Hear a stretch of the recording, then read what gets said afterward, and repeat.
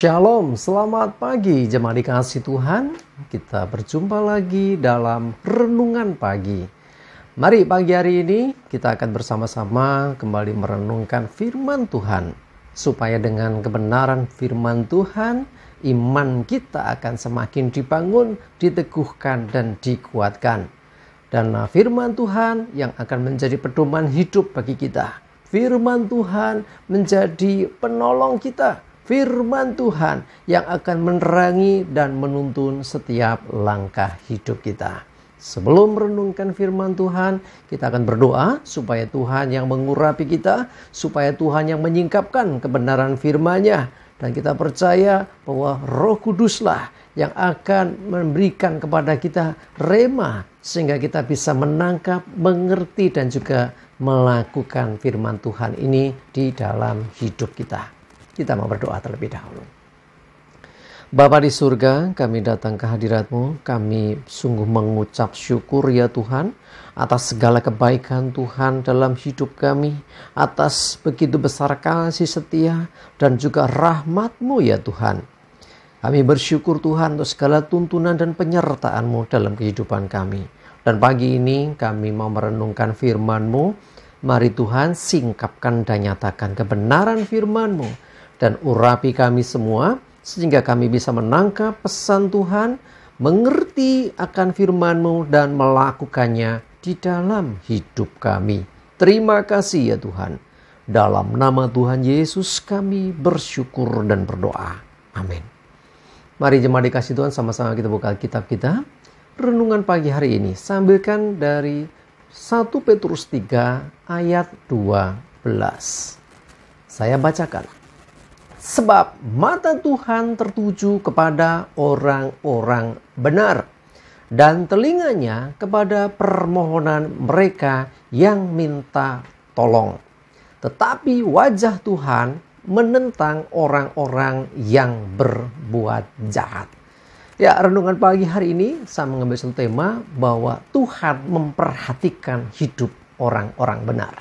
Ya, jadi sering kali sudah saya sampaikan, orang benar ini siapa? Kita bukan orang yang benar, hidup kita juga berdosa. Betul, ya. Orang benar pengertiannya dua. Yang pertama adalah orang berdosa yang karena dia bertobat, dia dibenarkan oleh Tuhan.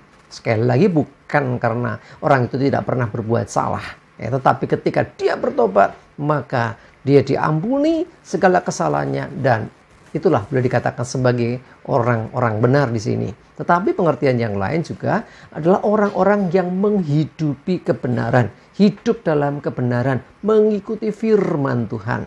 Nah, mata Tuhan tertuju kepada orang-orang yang demikian.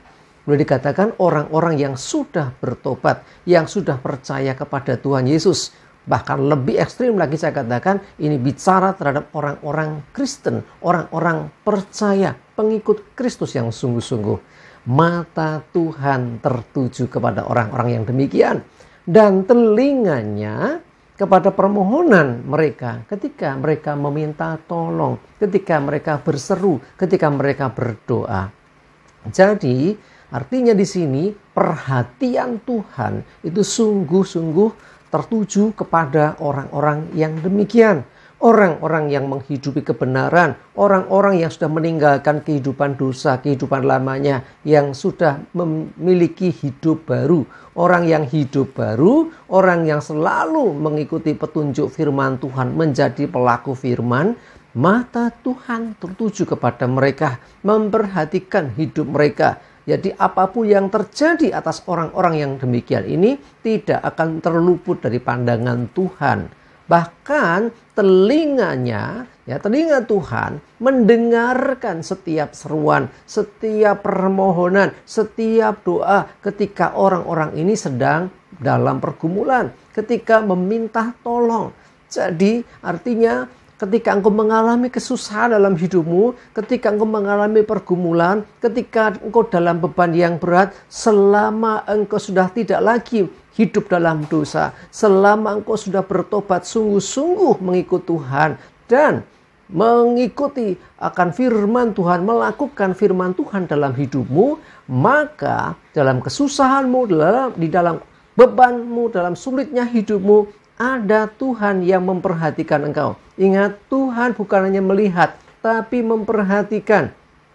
Mata Tuhan tertuju kepadamu dan engkau pasti ditolongnya. Engkau pasti akan diselamatkannya. Ya, ketika engkau berseru, ketika engkau memohon kepada Tuhan dalam doamu, maka Tuhan mendengar setiap seruan dan doa. Walaupun kadang habis berdoa kok belum dijawab ya. Berulang kali saya sampaikan bahwa Tuhan itu bertindak termasuk menjawab doa kita. Yang pertama, menurut waktunya Tuhan. Jadi kita nggak bisa mendikte Tuhan. Tapi percayalah, Dia bertindak tepat waktu. Tidak akan pernah terlambat pertolongan Tuhan bagi hidup kita.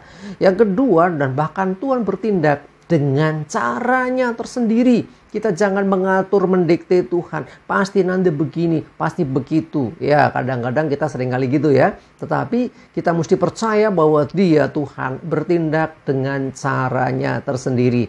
Yang pasti dan harus kita percaya bahwa Tuhan tidak punya maksud jahat. Tidak ada rencana yang jahat. Rancangan Tuhan selalu baik bagi kita.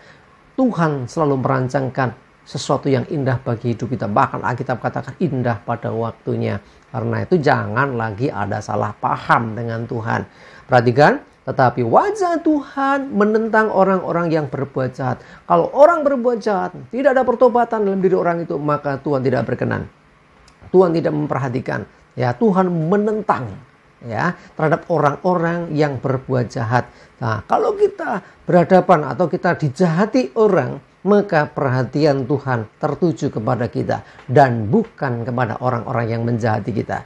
Ya, jadi perhatian Tuhan di sini adalah bagaimana Tuhan sesungguhnya akan berinisiatif untuk menolong kita, untuk menyelamatkan kita, untuk membebaskan kita. Ya, sekali lagi, jangan batasi Tuhan kapan waktunya dan bagaimana caranya. Percayai saja bahwa Dia bertindak tepat waktu. Ya, walaupun kadang ngeri-ngeri sedap ya, mepet kadang baru terjadi kuasa Tuhan, tetapi percayalah pasti indah pada waktunya. Dan jangan lupa, jangan mendikte Tuhan. Percayalah Dia punya cara tersendiri di luar ekspektasi, bukan di luar cara berpikir kita. Namun yang pasti, Dia Tuhan berkuasa atas semuanya itu. Amin. Kita berdoa. Tuhan, terima kasih untuk firman-Mu pagi hari ini. Kami percaya Tuhan, ketika kami sudah bertobat meninggalkan hidup lama, dan ketika kami sudah meninggalkan dosa, dan ketika kami mau hidup dalam kebenaran, maka sesungguhnya mata Tuhan tertuju kepada hidup kami. Engkau memperhatikan setiap langkah hidup kami, bahkan setiap apa yang kami hadapi. Engkau tidak akan tinggal diam. Engkau pasti menolong kami. Bahkan lebih lagi ketika kami berseru, ketika kami berdoa, ketika kami berteriak kepada Tuhan memohon pertolongan, maka telinga-Mu mendengar. Engkau mendengar setiap seruan kami, dan Engkau pasti menolong kami menurut waktu-Mu dan dengan cara-Mu yang ajaib. Terima kasih Tuhan, kami bersyukur. Menyerahkan hari ini hidup kami dan segala aktivitas kami. Mohon tuntunan penyertaan Tuhan, dan jauhkan kami celaka dan mara bahaya. Damai sejahtera, sukacita, kesehatan, kekuatan, dan berkat-berkat Tuhan menyertai kami semua. Dalam nama Tuhan Yesus, kami bersyukur dan berdoa. Amin. Mari jemaat dikasih Tuhan, semangat dan maju terus. Tuhan Yesus memberkati kita semua. Amin.